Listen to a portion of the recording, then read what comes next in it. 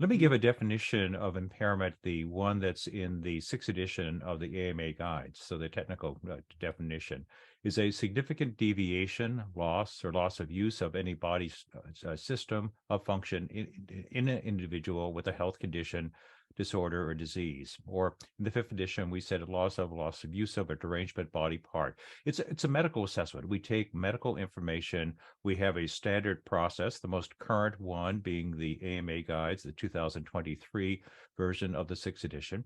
But it's quite different than disability, because disability, it's a umbrella term for limitations, restrictions in someone with a health condition. You can really think of it as a gap between what somebody needs to do and what they're able to do. So there are two different things, but some systems will use that as a direct proxy, and that's incorrect, because you can have somebody who has significant impairment. Kristen, I was hit by a car while bike riding once, and I had a tremendous, horrendous injury resulting in 44% whole person impairment.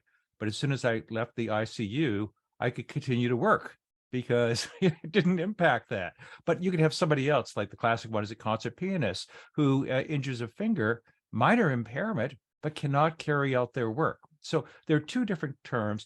We get so used to impairment always being associated with an injury. What is the impairment? But from my perspective, having any impairment is a failure.